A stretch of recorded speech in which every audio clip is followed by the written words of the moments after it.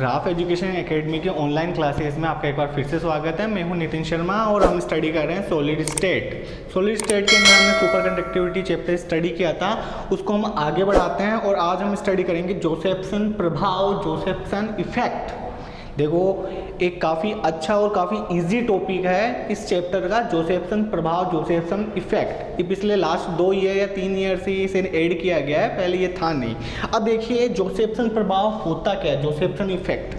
तो जोसेफ्सन इफेक्ट को पढ़ने से पहले कुछ इसकी हिस्ट्री देखते हैं अपन कि जो जोसेफ्सन इफेक्ट था वो सबसे पहले किसने देखा था। 1962 में वैज्ञानिक ब्रायन जोसेफ्सन ने देखा था। तो अब पता चल गया होगा कि इसको जोसेफ्सन इफेक्ट क्यों कहते हैं, क्योंकि इसको जो इन्वेंट किया था वो किसने किया था, जोसेफ्सन, ब्रायन जोसेफ्सन ने किया था। ठीक है, और इसके लिए उसे 1975 को भौतिकी में नोबेल प्राइज भी मिला था। इसे नोबेल पुरस्कार भी दिया गया था 1975 को। तो देखो इतना इंपॉर्टेंट है ये, एक इफेक्ट के लिए उसे नोबेल प्राइज मिला है। अब देखो इसके अंदर होता क्या है। सबसे पहले तो हम देखते हैं कि ये 2 प्रकार का होता है। कौन कौन से? पहला तो डीसी जोसेफ्सन प्रभाव और दूसरा होता है एसी जोसेफ्सन प्रभाव। देखो जोसेफ्सन प्रभाव तो अभी हम स्टडी करेंगे, लेकिन डीसी और एसी के अंदर क्या अंतर होता है। डीसी का मतलब होता है डायरेक्ट करंट, दिष्ट धारा, और एसी का मतलब होता है अल्टरनेटिव करंट, प्रत्यावर्ती धारा। अब दिष्ट धारा के अंदर क्या होता है कि इसके जो मान होता है, जो इसकी आवृत्ति होती है वो समय के सापेक्ष परिवर्तित नहीं होती, यानी दिष्ट धारा का मान समय के सापेक्ष परिवर्तित नहीं होता। लेकिन एसी अल्टरनेटिव करंट का मान समय के सापेक्ष परिवर्तित होता रहता है। ये एक समय का आवर्ती फलन होती है। तो क्लियर है। इसी तरह से हम पहले स्टार्ट करेंगे डीसी जोसेफ्सन प्रभाव। अब देखो डीसी जोसेफ्सन प्रभाव होता क्या है। ब्रायन जोसेफ्सन ने ये देखा कि जब एक अतिचालक मीटर लिया गया, ठीक है, और उसके 2 टुकड़े किए गए, ठीक है, 2 टुकड़े कर दिया, उन दोनों टुकड़ों के बीच के अंदर कोई एक कुचालक फिल्म बना दी। सोच लो मैंने इसके बीच में एक कुचालक फिल्म बना दी।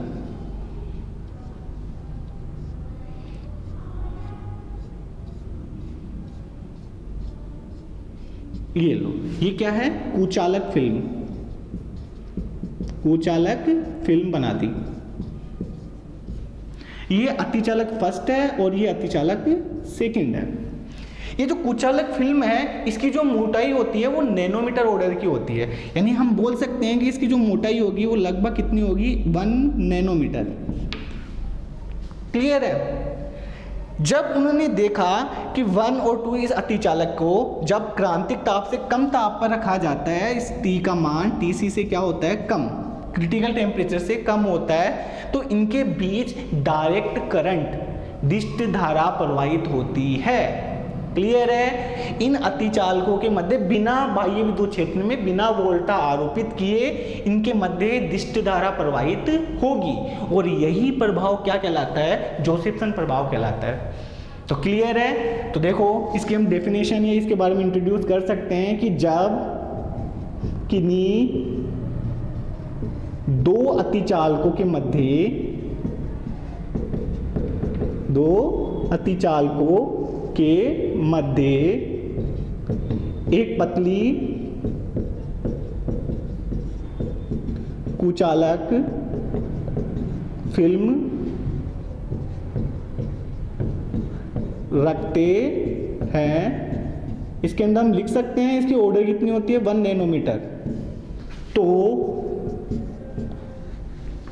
इन कुचालकों, इन अतिचालकों के मध्य दिष्ट धारा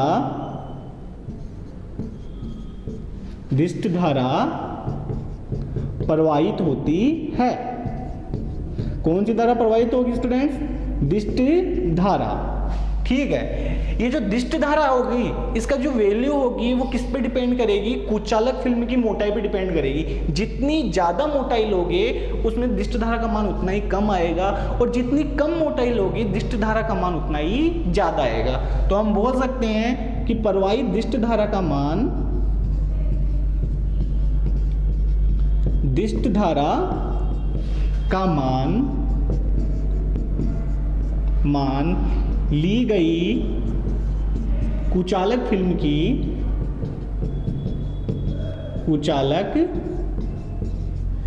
की मोटाई पर निर्भर करता है। किस पे डिपेंड करेगा, ली गई कुचालक फिल्म की मोटाई पे डिपेंड करेगा। ठीक है, जितनी ज़्यादा मोटी लोगे उतनी कम धारा प्रवाहित होगी, और जितनी कम मोटी लोगे उतनी ज़्यादा धारा प्रवाहित करेगी। अब उन्होंने ये चीज़ भी बताई कि इसमें जो प्रवाहित दिष्ट धारा होती है उसका फॉर्मूला क्या होता है। तो देखो, थर्ड, प्रवाहित दिष्ट धारा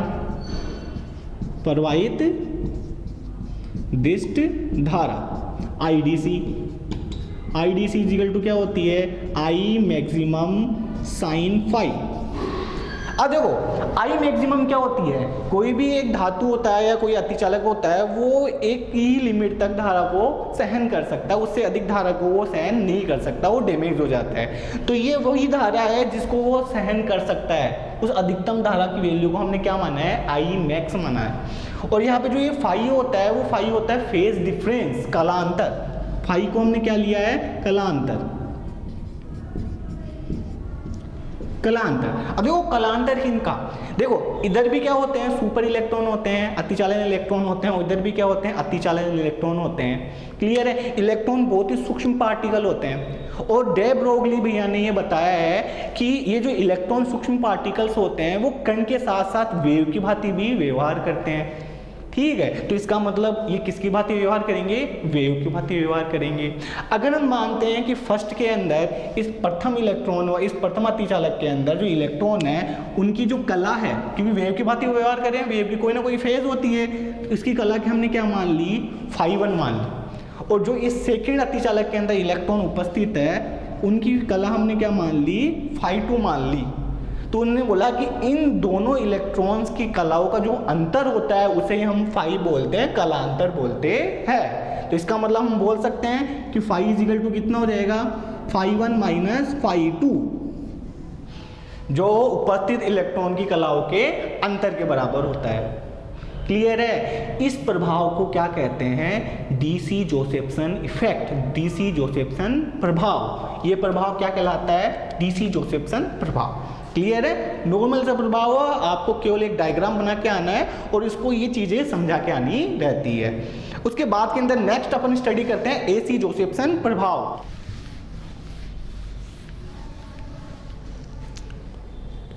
सेकंड आएगा एसी जोसेफ्सन प्रभाव। अब देखो एसी जोसेफ्सन प्रभाव होता क्या है, ये चीज़ देखने के लिए वही चीज़ जो अभी हमने की थी डीसी के अंदर, वो चीज़ लो कि ये जो अतिचालक थे, इन अतिचालकों के बीच के अंदर एक कुचालक फिल्म बना दो। तो ये लो, मैंने कुचालक फिल्म बना दी इनके अंदर। ये फर्स्ट अतिचालक ले लिया और ये हमने सेकंड अतिचालक ले लिया, और ये क्या बना दिया हमने, कुचालक फिल्म बना दी,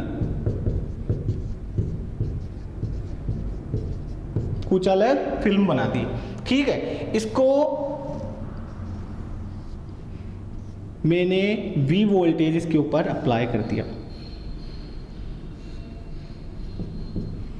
ठीक है, ये मैंने V वोल्टेज इसके ऊपर अप्लाई कर दिया, कोई DC करंट इसके ऊपर मैंने अप्लाई कर दी।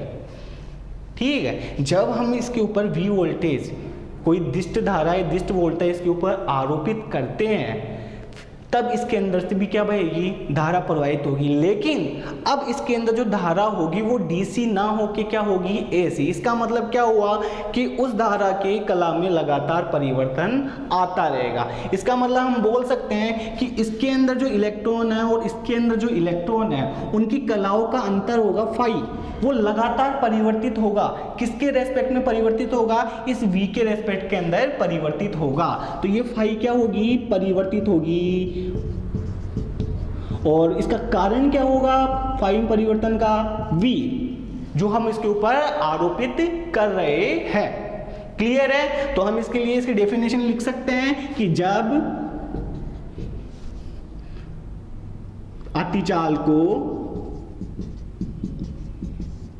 चालकों के मध्य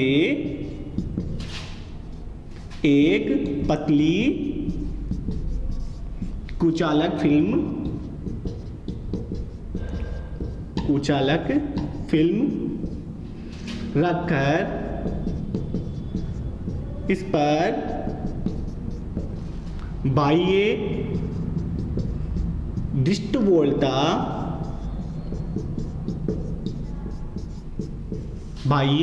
दृष्टवोल्टता आरोपित की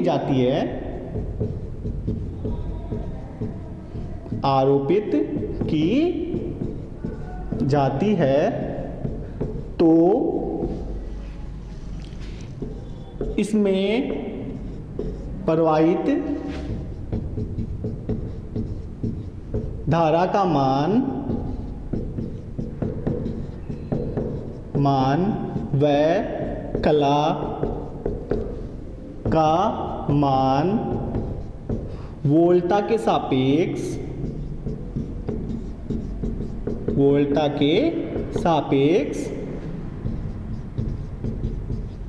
परिवर्तित होता है। इसे एसी जोसेफ्सन प्रभाव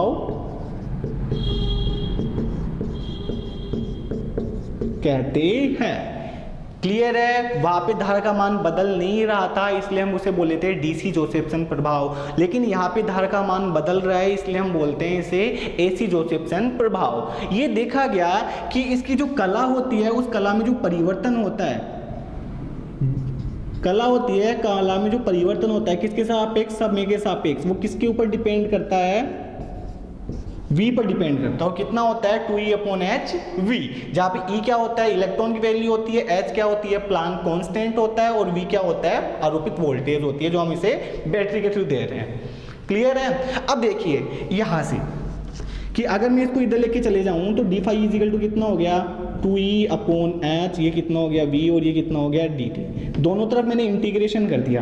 क्लियर है। ये जो V है वो कांस्टेंट है, E कांस्टेंट है, H कांस्टेंट है। इंटीग्रेशन किया तो यहाँ पे कितना हो गया फाई आ गया, यहाँ पे कितना हो गया 2EV/h, यहाँ पे कितना आ गया t आ गया, प्लस यहाँ पे क्या आ गया कोई c आ गया। इस c कांस्टेंट को मैंने कोई स्टार्टिंग फेज फाई नोड मान लिया। क्लियर है। ये वाली वैल्यू आ गई हमारे पास के अंदर। अब ये जो वैल्यू है वो हमने IDC निकाली थी। IDC इजिकल टू कितना आया था, I मैक्सिमम साइन फाई आया था, नहीं आया था। यहाँ पे जो ये वैल्यू है वो इसको यहाँ पे पुट करो, जो हमारे पास में फाई की वैल्यू आई वो इसे पुट कर दो। तो देखो पुट करने के बाद में हमें क्या मिलता है कि जैसे हम यहाँ पे पुट करेंगे हमारे पास में IDC की वैल्यू कितनी आ जाएगी, I मैक्स, यहाँ पे कितना हो जाएगा साइन 2EV/h, ये कितना हो जाएगा t प्लस फाई नोट। अब देखिए यहाँ पे एसी जोसेफ्सन इफेक्ट के अंदर अब जो करंट होगी वो डीसी ना होके क्या होगी, एसी होगी। तो यहाँ पे मैं इस डीसी को हटा सकता हूँ क्योंकि अभी डीसी है ही नहीं, अब क्या है ये एसी है। क्लियर है। ये वाली वैल्यू आ गई। क्लियर है। अब इस वाली वैल्यू को हम जानते हैं कि एसी करंट का फॉर्मूला क्या होता है, क्या होता है, we know I is equal to क्या होता है I naught sine omega t plus phi naught, अगर उसकी स्टार्टिंग फेज कितनी है फाई नोड है तब। इस स्थिति के अंदर ये वाला फॉर्मूला होता है। दोनों का कंपैरिजन करो, देखो इसके टी के मल्टीप्लाई में ये है, इसके टी के मल्टीप्लाई में ये है, तो ओमेगा इजिकल टू कितना हो गया 2EV/H। हुआ या नहीं हुआ? इसका मतलब क्या होगा कि जो हमें डीसी करंट मिली है उसकी जो फ्रीक्वेंसी है वो कुचालक फिल्म पे डिपेंड नहीं कर रही है। कुचालक फिल्म कहीं पे आई? नहीं आई। नहीं डिपेंड कर रही है अतिचालकों के ऊपर, अतिचालक के ऊपर भी डिपेंड नहीं कर रही है। अतिचालक कैसा भी हो ये डिपेंड नहीं करेगी फ्रीक्वेंसी। फ्रीक्वेंसी किसके ऊपर डिपेंड कर रही है? 2 पे डिपेंड कर रही है जो कांस्टेंट होता है, ई पे डिपेंड कर रही है जो कांस्टेंट है, और एच भी कांस्टेंट है। तो केवल किस पे डिपेंड कर रही है? वी पे डिपेंड कर रही है। तो हम बोल सकते हैं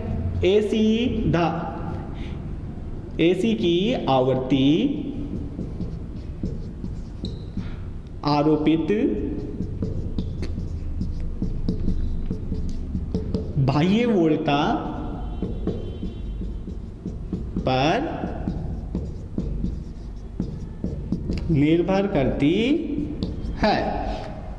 क्लियर है? इसका मतलब क्या हुआ कि इसकी जो आवृत्ति होगी वो केवल और केवल आरोपित वोल्टता के ऊपर डिपेंड करेगी और किसी पे डिपेंड नहीं करेगी।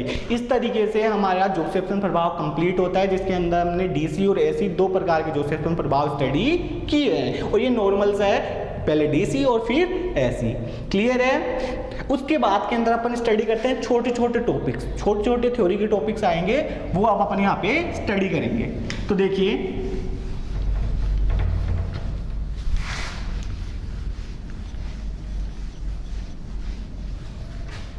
इसके अंदर सबसे पहले आता है उच्च ताप अतिचालक। उच्च ताप अतिचालक, देखो ये चीज हमने स्टडी की कि नॉर्मली धातु का जो क्रिटिकल टेम्परेचर होता है वो बहुत ही कम मिलता है। Hg के लिए हमने ये देखा था कि Hg के लिए इसका जो क्रिटिकल टेम्परेचर था Tc वो लगभग 4.18 केल्विन पे प्राप्त हुआ था, जो बहुत ही कम है, और इतना कम टेम्परेचर प्राप्त करना आसान नहीं होता है। तो हम ये देखते हैं कि ऐसी कोई धातु हो जिसका क्रिटिकल टेम्परेचर हम ज़्यादा प्राप्त कर सके। तो वैसे तो ऐसी कोई धातु होती नहीं है, लेकिन कुछ मिश्र धातुओं को मिलाकर ऐसी धातु बनाई जा सकती है जिसका क्रिटिकल टेम्परेचर ज़्यादा हो। तो इसके लिए जो मिश्र धातु ली जाती है वो मिश्र धातु मुख्यतः कॉपर ऑक्साइडों से मिलकर बनी होती है। तो कौन सी ली जाती है?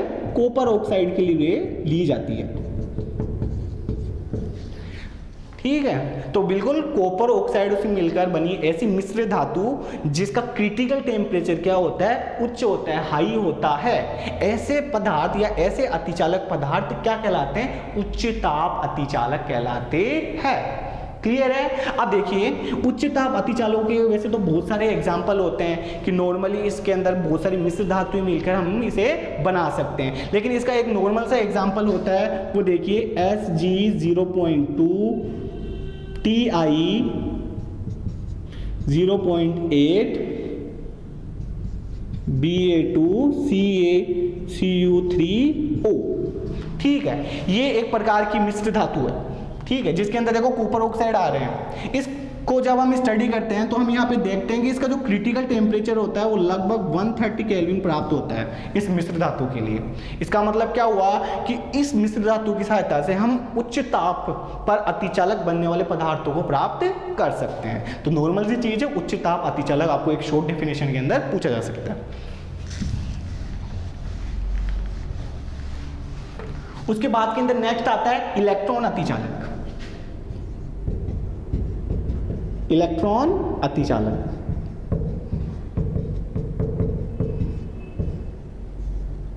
देखो इलेक्ट्रॉन अतिचालक क्या होते हैं? वे कॉपर ऑक्साइड युक्त उच्च ताप अतिचालक जिसके अंदर आवेश वाहक क्या होते हैं? मुक्त इलेक्ट्रॉन होते हैं। तो हम बोल सकते हैं वे कॉपर ऑक्साइड युक्त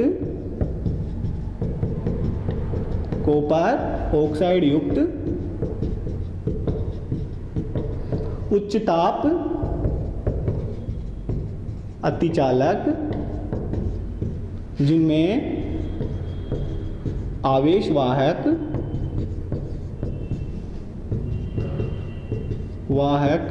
मुक्त इलेक्ट्रॉन होते हैं, उनको अपन क्या बोलते हैं? इलेक्ट्रॉन अतिचालक बोलते हैं। उसके बाद के अंदर नेक्स्ट फुलरनेस अतिचालक। फुलरनेस अतिचालक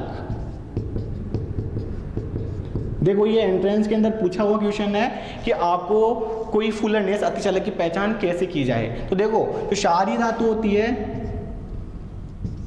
आरबी, उसके बाद के अंदर और सारी आ जाती है, आरबी के अलावा कैल्शियम आ जाती है, कैल्शियम के बाद में रुबीडियम आ जाती है। तो यहाँ पे कितना है कैल्शियम, यहाँ होगी रुबीडियम। तो रुबीडियम तो हमने लिख चुका है, कैल्शियम, पोटेशियम, इस तरीके से ये इन धातुओं को जब कार्बन 60, ठीक है, C60 से मादित किया जाता है, डोप्ड किया जाता है, मादित किया जाता है, तो जो बनने वाले अतिचालक होते हैं उन अतिचालकों को अपन क्या बोलते हैं, फुलरनेस अतिचालक बोलते हैं। देखो जैसे एक है K3C60, ये एक फुलरनेस अतिचालक है या नहीं है। अब अगर हम इसकी क्रिटिकल टेम्परेचर की बात करें तो इसका क्रिटिकल टेम्परेचर लगभग कितना होता है, 20 केल्विन होता है। जैसे इस तरीके से K3 के बाद के अंदर यहाँ पे हम बोल सकते हैं Rb3C60, ये भी एक तरह से क्या होगा, फुलरनेस अतिचालक होगा। तो फुलरनेस अतिचालक की पहचान के लिए आपको नॉर्मल सी चीज़ देखनी रहती है कि C60 आना चाहिए, क्योंकि फुलरनेस के अंदर कार्बन 60 होते हैं, 60 होते हैं। तो क्लियर है, नॉर्मल सा है, फुलरनेस अतिचालक। इस तरीके से आपका ये सुपर कंडक्टिविटी चैप्टर कंप्लीट होता है। यानी यहां तक हमने पूरा अतिचालक चैप्टर स्टडी कर लिया है, जिसके अंदर हमने स्टडी किए हैं अतिचालकों के लक्षण, जिसके अंदर माइसनर प्रभाव बहुत ही इंपॉर्टेंट है। माइसनर प्रभाव सबसे ज़्यादा इम्पोर्टेंट है, और एक समस्थानिक प्रभाव वाला भी इम्पोर्टेंट है, समस्थानिक प्रभाव। इसके हमने 2 सिद्धांत स्टडी किए हैं जो आपके सिलेबस के अकॉर्डिंग इम्पोर्टेंट है। एक तो आता है इसका लंदन सिद्धांत और एक आता है BCS सिद्धांत। उसके बाद के अंदर आज हमने जोसेफसन प्रभाव स्टडी किया ही है। इस तरीके से हमारा ये चैप्टर कंप्लीट होता है। और देखिए इनको अच्छे से स्टडी कीजिए, काफ़ी इंपॉर्टेंट चैप्टर है। अगली क्लास के अंदर हम नया चैप्टर लेके आएंगे आपके लिए। तब तक के लिए थैंक यू। वीडियो को लाइक कीजिए, सब्सक्राइब कीजिए और चैनल को शेयर कीजिए। Thank you so much.